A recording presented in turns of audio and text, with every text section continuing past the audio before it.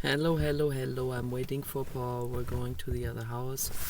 But I want to talk about something that I think needs to be addressed.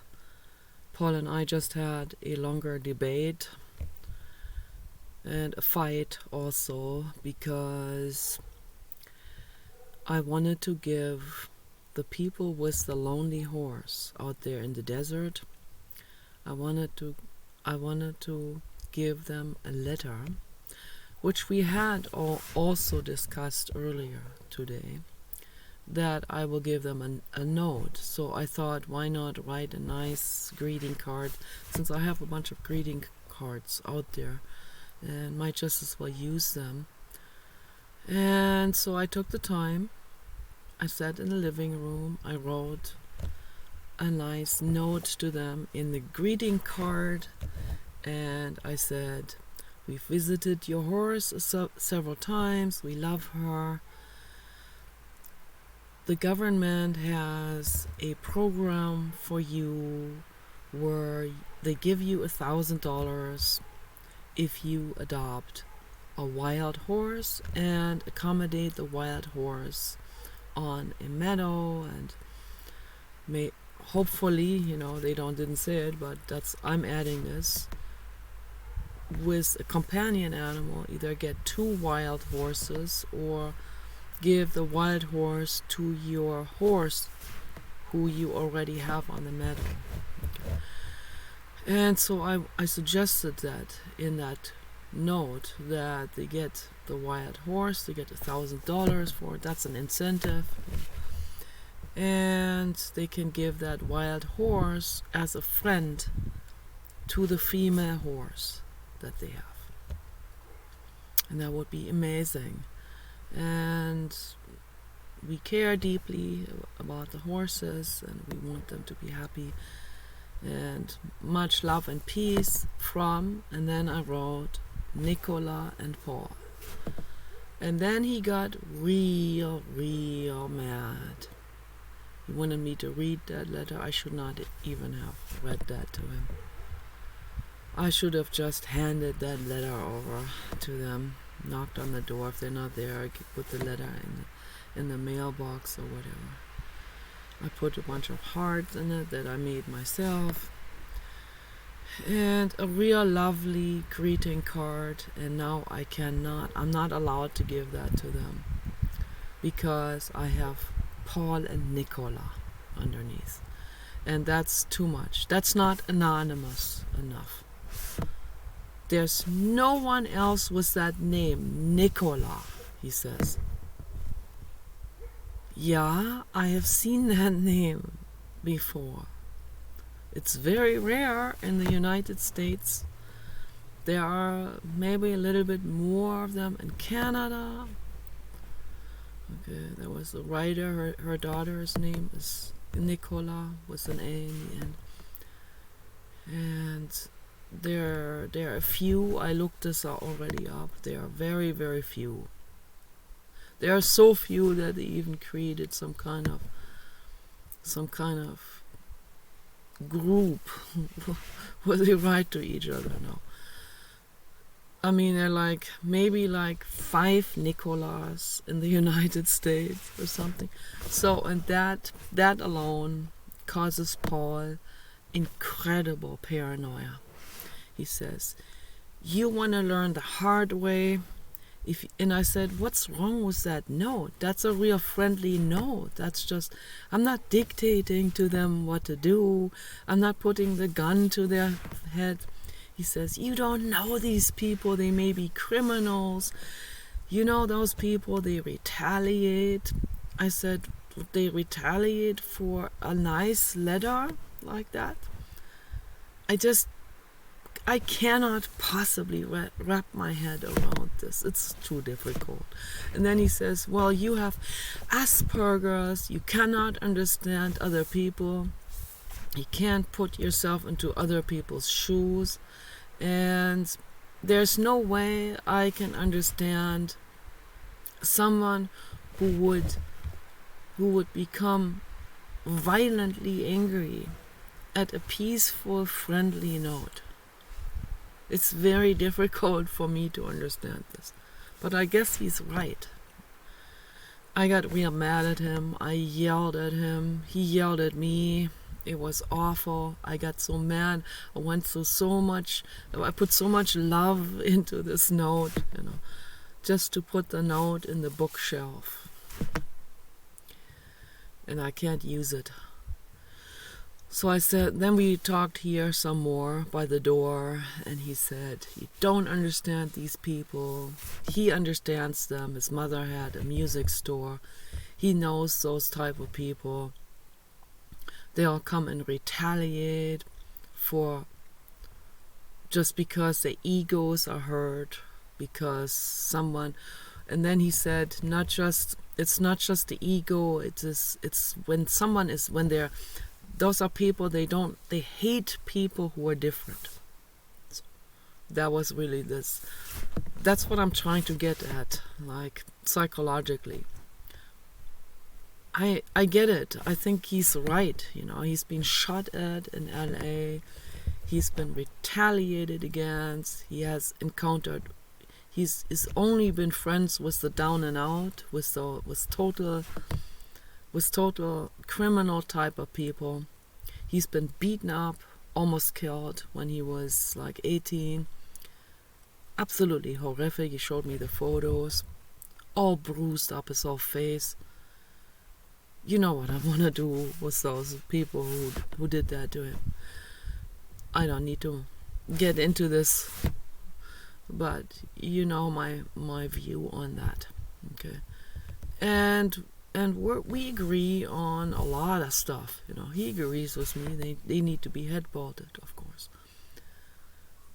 But it is very difficult for me when I'm trying to help the horse, and I write a nice letter. And then he says, there's no way you can give that to them. They're gonna get mad. They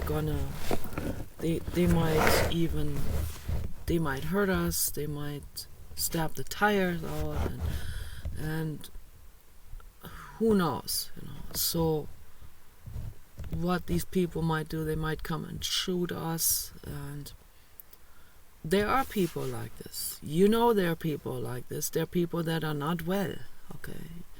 We all know that. I don't know how high the percentage is of those people, though.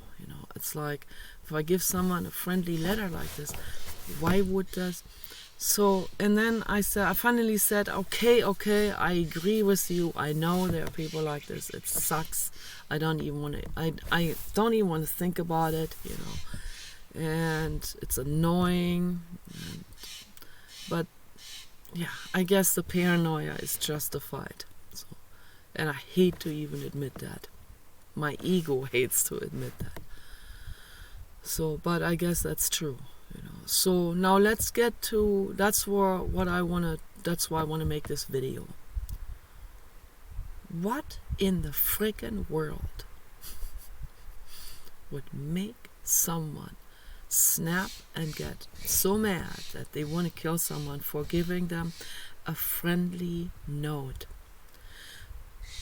caring about their horse or dog or child? I have seen people get real mad also in Germany, when there was one lady beating her dog, and I told her not to hurt her dog. I told her, don't beat your dog, that's cruel. You're an innocent dog. And she got real mad, an old woman. If she was a man, a young man, or he might beat me up,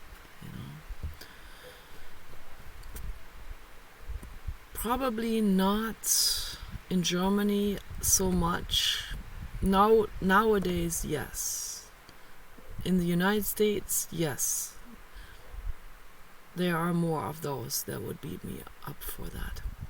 It's also coming from Germany, from old Germany, from pre-Merkelian German era. Okay, so now it has all it's becoming all like the Middle East, in Europe. It's no longer that what I grew up in, and I grew up in this era of where you didn't even have to close your window at night. There was no night stalker out there or anything. People minded their own business. Nobody got mad at people for being friendly. So that's how I grew up, and that's how my parents grew up. And it was right around the time when I moved to the United States, when Germany gradually took in more and more and more immigrants and refugees from Middle East, India and Africa and Pakistan. And that's when things got more and more dangerous, of course. Because those immigrants that came in, they are just, on average, and this is politically incorrect to say, but it's the truth, they are not as peaceful as the people pre-Merkelian era in Germany. Okay. This is a fact. Okay. So Merkel is, I don't know what's wrong with her brain, but something is not quite functioning right. She brings in more and more. She wants to bring more and more and more, as many as possible. That led me to believe maybe she is getting money for it. I mean, there must be some kind of incentive for wanting to run Germany down into a complete ruin, right? But anyway, that's another subject. But yeah, Paul grew up in this country. It's this, which is bordering third world. When I first came to LA in 1992, I thought, oh, this reminds me of Kenya. It's like overland power lines that are partly falling off and stuff like that. And my dad, as an architect, every time he came to visit, he was like, this is unfathomable. You know, like, how can there can be suddenly like there can be a Frank Gehry house and next to it some 7-Eleven shack. How is this even allowed from the city ordinances, you know, to have such a chaotic jumble of buildings? There's no structure in it at all. There's no beauty in it. It's just a chaos. And I agree with him. You know. Yeah, it is. It's bordering third world. You know, with the occasional Frank Gehry or Richard Meyer buildings or other architects that have put some remarkable beauty in between those sheds that are there. Paul's getting ready to go. But I want to really dig into why would people snap like this if you say, could you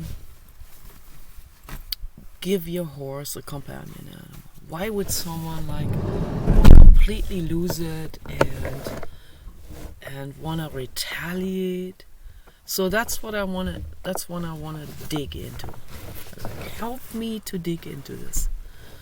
Because I want to understand, this is my life's mission, to understand criminal behavior, criminal mental, criminal neuronal connections. That's what I want to dig into. What's happening in the brain? Obviously, you know, I'm putting this on the table. Is it the ego? Is it that they feel stepped on by that nice letter? Feel stepped on. If I give him a jar of coffee, Paul still has all of these coffee containers. He quit drinking coffee, so maybe we can give them a coffee container. There'll be a little, maybe that melts the ice or something. No, he doesn't want to give the coffee container. But if we want to move from there to there and forward with this situation with the horse, we gotta use some diplomacy, right? We gotta offer something. The coffee will help a little bit, $100 will help more. I've done that once with the dog, Animal control person didn't help me at all to get the dog. So then I had to offer $100, and then they gave me this poor baby dog in LA, and then we found the dog. My friend, we had the dog with a friend for a while, and she could not keep the dog, and this was all total chaos back then. Total chaos. I just wanted to rescue the dog, to bring the dog into safety, and then get the dog a better home. So, and then my friend found two people, and then later on we found out that they were out of an insane asylum, and then we both cried, and we didn't know what was going on with the dog. It was all total chaos, but I just wanted to get the dog away from that chain, dog on the chain, in dust and dirt. Oh my God. So I just thought, some change, like hoping, like a stepping stone, hoping that things will get better for the dog. But there were other variables that played into it. They were, they wanted me sexually. Then I got the animal control person. That was some kind of incentive. That was a little bit authority. But the animal control person didn't help at all. So then I had to offer the money, and so then with that. So one has to either offer sex or money. One has to offer something, in order to help another living being. But if you just go there with a letter, friendly letter, then no, that's not enough of an incentive, Just a friendly letter, or going up to someone, could you please not beat your dog or your child? No, that's not enough of an incentive. They'll get mad. They'll think, who are you to tell me how to live my life? I tell you who I am, a compassionate person, and you don't own that dog or your child. You don't own like a material, like a computer or refrigerator, your dog or child, or your wife or husband, or parents when they're getting old. They're not your possessions. Okay, they're living beings. That's what I'm trying to get across to people. It seems very difficult to get that point across. Okay, so, but it's real difficult for me to wrap my head around people who would get mad if someone offers advice or better solution, peaceful solution for something. So I want to really dig into this. I want to find out what the problem is with that. So is it the ego? They feel stepped on. They feel, is it their childhood? They have been humiliated by their parents. And then later on, if someone tries to correct them with something, it's being seen as that. Then they get mad. They feel this entire childhood trauma comes up. They feel humiliated. They feel reprimanded. They feel criticized, shamed. Okay, shame comes up, and then the ego overreacts like that. the ego will not overreact like this. I'll tell you right now, when they're face to face with one of Elon Musk's new humanoid robots. That thing is the scariest robot I have seen so far.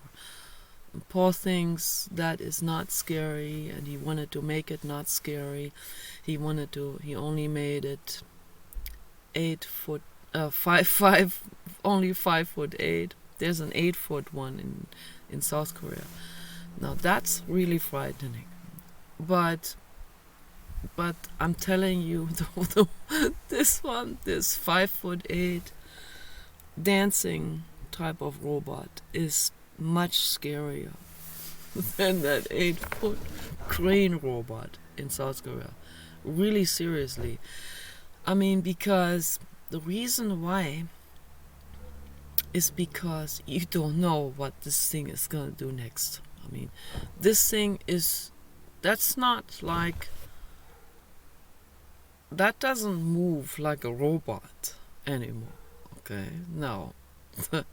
that moves like a circus acrobat. I'm not kidding you. I mean, like a circus clown type of jester. You don't know what this person is gonna do. And the body movements are incredibly fast. I don't know how fast they can even get. Honda Asimo is getting much faster, of course. He can run now and run upstairs and downstairs. But Honda Asimo still is kind of like, looks like the Michelin tire man, and looks a little bit kind of sluggish still, and the body movements are still somewhat calculated by math and prediction and gradual movements. This thing from Elon Musk, that's a completely different story now. Okay, now we are entering into the twilight zone of AGI, sentient robots, and particularly when they're androids, when they look like a person, a human,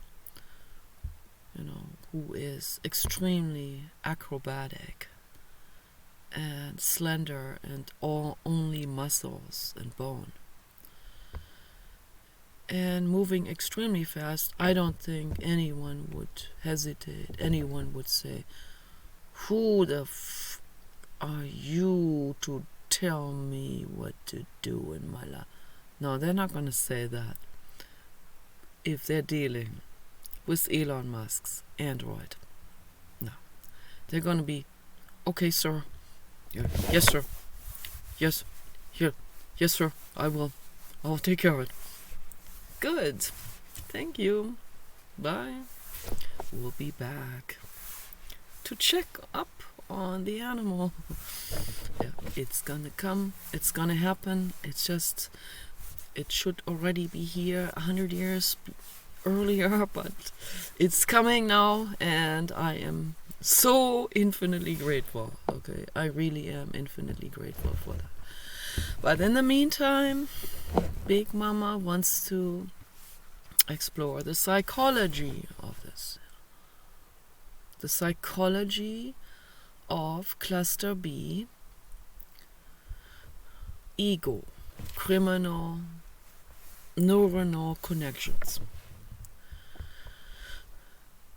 It's funny how these people that are overreacting, someone gives a friendly note, "Could you please put a companion animal onto the meadow?" I'm kind of like doing Ernie of the Sesame Street right now, because I'm extrapolating now. I don't know whether they're going to react like this or not. I kind of had the feeling they may not, particularly not if we give that Maxwell coffee container with it. So I thought maybe like, "Hey, I'm like super meek and mild. I'm not an android robot." And so, but one never knows. They might get real mad, like real mad, right? But why? Okay, so I'm just saying, why? And this is happening. Why would they get real mad? Because of ego, because they've been humiliated, and that's the only thing I can dig myself into. It must be that, right? It must be they have been shamed by their parents, and the way they act out is always in reaction and in reactiveness, in anger reactiveness, always bellicose, warlike, you know. And then they were also drilled by their society. They were drilled with that, like to the core, where they think that everything militant is good, where they think that's tough, that's badass or something. That's how they deal. That's the psychopaths are running the world. They find it badass. They don't see the problem with it. They were drilled with this dualistic worldview. It's not their fault, but it's really time to question this, you know. If you have an intelligent brain, and some of them do, but those brains are completely overloaded with anger loops, and you know, this retaliation, always lashing out, overreacting. They're so full of this shame, and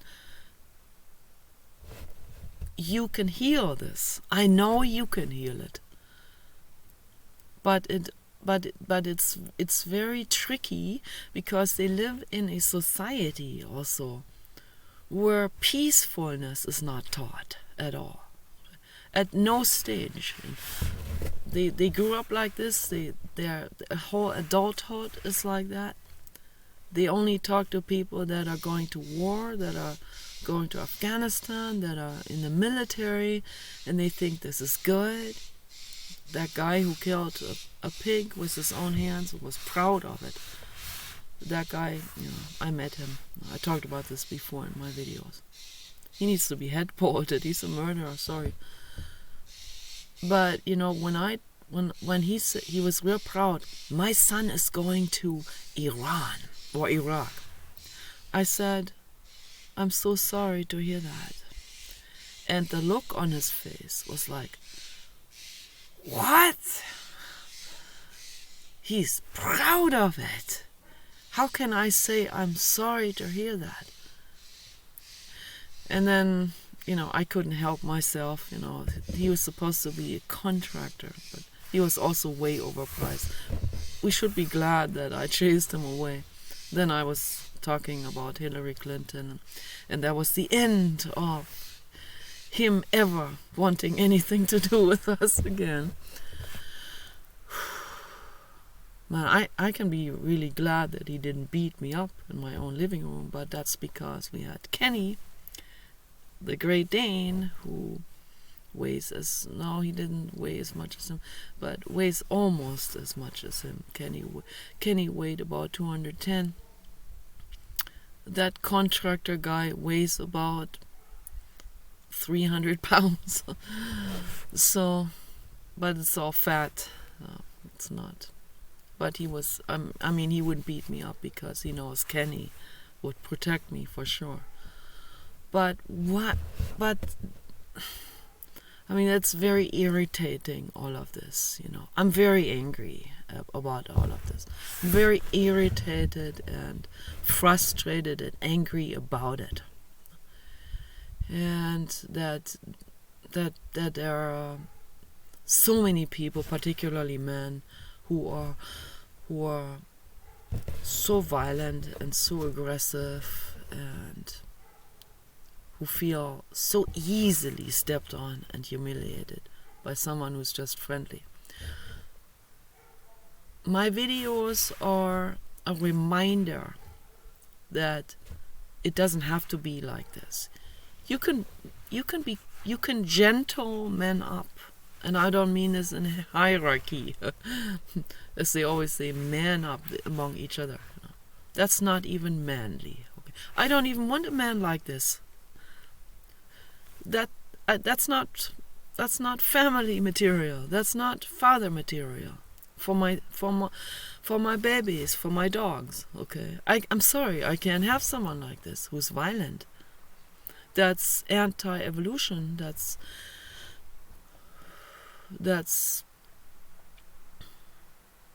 anti-communication. Okay, that's dangerous. That's not well.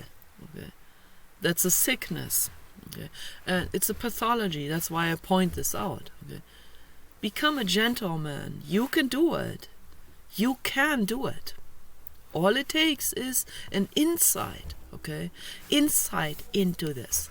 Why am I reacting like this? Why am I lashing out? Like, in a split second, I've seen people lash out. Like they can be really, really flirty and fruity and friendly before, and when I say, can we also talk about other things other than sex?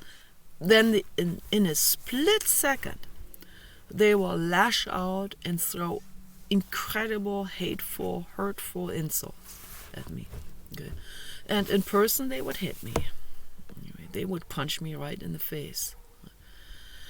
That's what I want to get at that cluster B psychology. Okay, so that's really the most problematic group of all, is the cluster B people.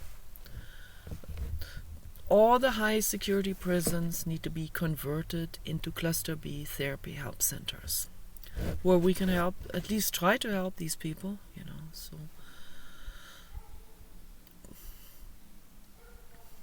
But, a lot of them are very, very dangerous, and they should not be among other people and beings, innocent, dogs, horses, children, women, girls. No. It's not safe. They themselves think it's badass. It is not. It's unhealthy. This is sickness. Okay? I'm giving you the truth. That's not masculine. It's sickness. It's weakness, is what that is. It's not strength.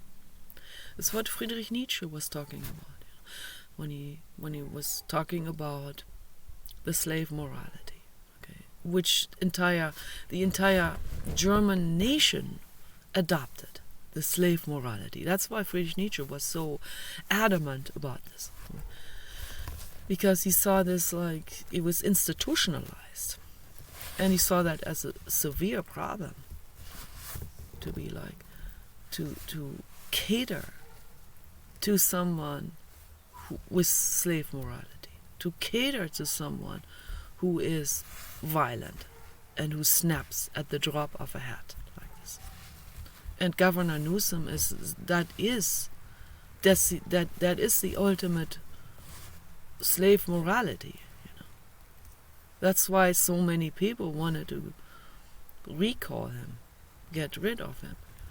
Like, some people want to put him in prison.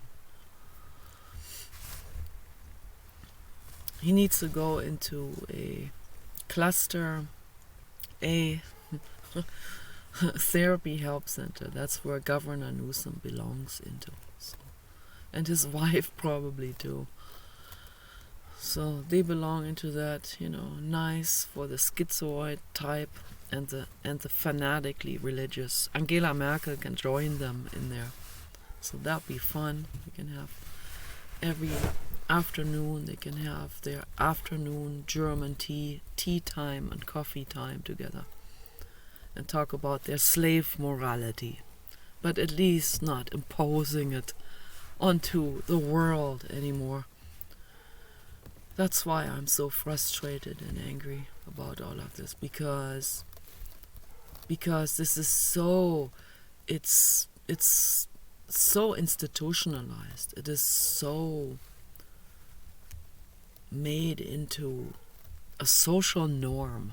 Okay, and that's so incredibly wrong.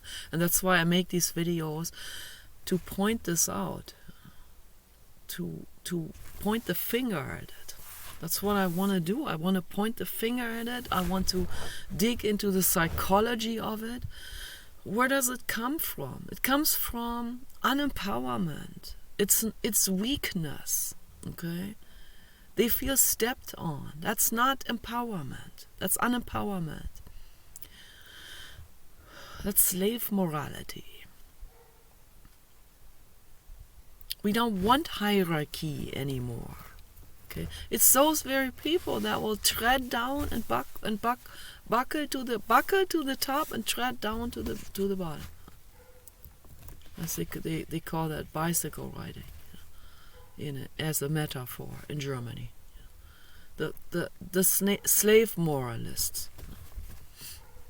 They tread down onto their children, whoever they think they can batter down. Someone who doesn't retaliate, someone who doesn't stand up for themselves. And it's those type of people that feel stepped on by the government. But it's at the same time they will buckle to their boss, or someone who has some kind of authoritarian, governmental, whatever profession, and they will buckle down to those people. At the same time, they wanna let prisoners out, and they think it's good. It's so contradictory, and so unwell, and so sick, and so mentally ill, and so double standard, and it's incredibly unlogical and unreasonable. There's no reason. Okay? It's just mental illness. That's all it is. Okay? Someone who feels empowered is not going to step down at someone who they think can't defend themselves. Why would someone do that? Someone who feels empowered is in a calm mental state. And when you're in a calm mental state, your brain is clear. Okay? When your brain is clear, you can feel compassion for someone else. That's empowerment. Love and compassion is empowerment. That's what Friedrich Nietzsche was trying to convey to the world. But instead, he just got hated. That's all. Interestingly, Adolf Hitler understood him.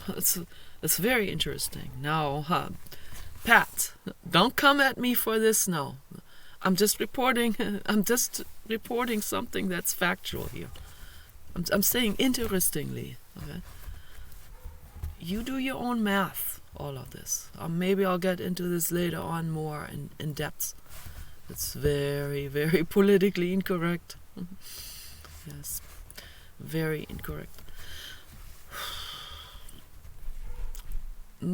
Most of those Nazis, they didn't understand Friedrich Nietzsche at all.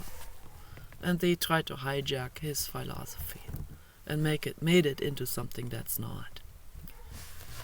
But from what I've seen and heard is that Adolf Hitler himself has understood it.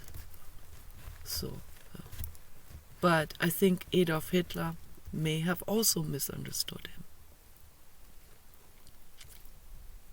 So, and that's what I believe. He also misunderstood him. But he may have understood him to a certain degree. At least to the degree where he understood that we cannot live in a world of hierarchy and where people where psychopaths run things and exploit animals and children and women and so on. Adolf Hitler understood that. But then he comes up with his own, also very human-centric self-centric, egocentric plan, which is always, when a human comes up with a plan, could be Stalin, Hitler, Mao Zedong, whatever their names are, Kim Jong-un. It could be whoever they are. They come up with their own plans, they crown themselves, they coronate themselves like Napoleon, okay, and then they think, now I'm bringing in the revolution. There's all kinds of people that want to do a revolution. It is human-centric, it is human ego-based, and that's why it doesn't work, okay. And that's why Jiddu Krishnamurti talks about this. Okay, that's why Jiddu Krishnamurti and David Bohm discuss that in depth, about that there's no dictator, no human dictator can bring about a positive transformation in the world. Okay, you guys take care. Bye-bye.